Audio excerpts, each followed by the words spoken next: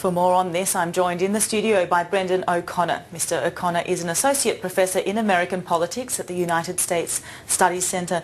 Brendon, thank you for coming in tonight. Let's start with Hillary Clinton. How would you rate her time as Secretary of State? Well, pretty successful. She's very popular amongst American people. There's probably been no major breakthrough issue in her time as Secretary of State, no turnaround of, say, North Korea, no, country declaring itself not interested in developing, say, nuclear technology in the case of Iran. So she hasn't had a sort of moment of great triumph, but she certainly had no great disaster. Some might say Benghazi was a significant failure, but I don't think it doesn't precipitate a war.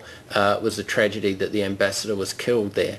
So I think she comes out of this pretty well and probably favourite to be the next president of the United States. I mean, she's 65 years old, so I think that will be one of the challenges. She's been in politics with her husband for a very long time, but I think her stature has never been better. And it was only, in the 1990s where she was one of the most unpopular people in American politics.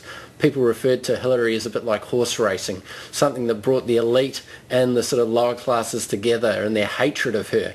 And she's really turned that around quite sort of amazingly in her Senate career and now as Secretary of State. Do you think maybe losing that Democratic ticket for the presidential election last time and becoming Secretary of State, that has in fact empowered her to make a better bid potentially for that 2016? It's not quite how I'd see it. I mean, looking back now on 2008, in many regards it would have been better for the Democratic Party if Hillary Clinton had have been president for 8 years, and then Barack Obama, still a relatively young man in 2016, had have challenged and become maybe possibly president of the United States. Flipping it around, the younger one going first, the more inexperienced one, Obama, and then possibly Hillary Clinton second, I think is not really the way it would have best worked out for the Democratic Party. So in some ways, although there was a great euphoria when Obama won, I was a supporter of Obama then, or maybe it would have been a better thing if Hillary Clinton had been elected in 2008. Hillary Clinton was asked today by Lee Sales from the ABC about whether there were any regrets about unfinished business. Let's hear a little bit about what she had to say about that and talk a little bit further after that. Obviously, I want to see peace in the Middle East, and I want to see prosperity that includes all people, and I want to see women and girls given their rights and opportunities. So peace, prosperity, women. Obviously, mantle she's handing over now to John Kerry. Do you think he will be continuing the vision that Hillary Clinton has outlined there? I think so. I think they have a fairly similar philosophy. They're people who want to see basic human rights protected. She did have a particular interest in the rights of women and girls around the world, but I think Kerry will share that. They come from, in some ways, a similar background in terms of their positions in the Democratic Party, so I don't think there'll be major departures. Kerry's challenges will be the unknown, things that we can't really predict at this time, and I think he's a very, very steady pair of hands. I think a very good choice by Obama as Secretary of State. So much of diplomacy is obviously boots on the ground. Clinton was seen as someone who travelled 112 countries, I think, was very much that get in a plane, go there, sort something out. Has that changed the world's view, I guess, of America? How has America been seen at the moment, given you've edited, 7 books on anti-Americanism?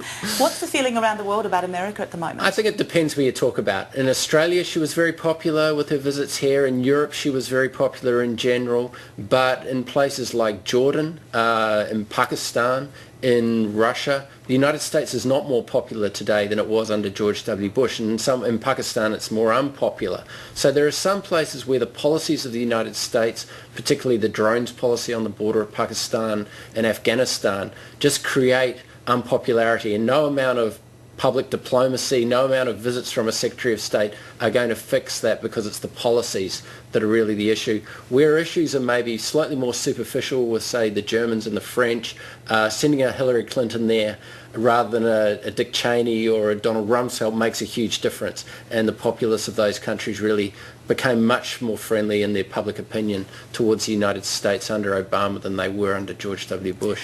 Is there a cynicism, I guess, towards foreign policy where so much of the public really sees a domestic issue as the main issue that a country wants to solve? For example, Clinton tripping off to countries. Is it her mantra really to try and solve a domestic problem rather than an international problem? I think that the Obama administration tended to get that rather sort of right on, say, the issue of Egypt. I mean, they did sort of fudge the question on Mubarak for a time, but they, I think, moved away from Mubarak at the right moment, sent a message to Mubarak that time was up in Egypt, and didn't overplay their hand. And so I think there was a fairly subtle approach that she took in a number of cases. Some might say in terms of Iran it was too subtle. I think it was generally the right path, that she recognised that there were problems like the problems in Syria at the moment the United States are very concerned about, but the United States can't solve those problems. It's not, unable to reorder parts of the world as it attempted in Iraq in the early part of the 21st century. So I think her, she's no great triumph, but certainly sort of not overplaying the United States' hand, which is pretty sensible. Brendon O'Connor, if we could move finally to Obama, the immigration reforms that he announced. Unusual bipartisan support, obviously the Republican Party really needing those votes from Hispanic voters. How is this going to play out, and is it going to really work for, I guess, a policy change and also the Republican Party? Early days in that debate, I think. I mean, some bipartisanship in the Senate. I mean, in the House, people will be more hardline.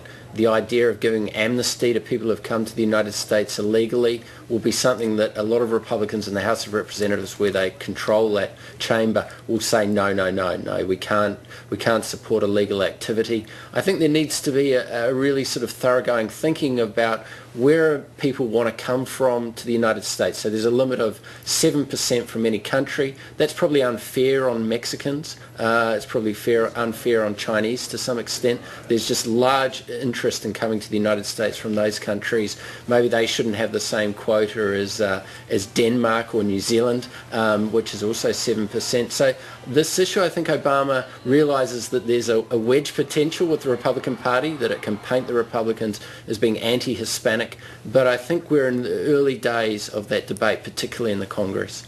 Brendon O'Connor, thank you for joining us tonight. Fresh off a plane, and looks like a new phase of American politics as well as Australian. Thank you. My pleasure.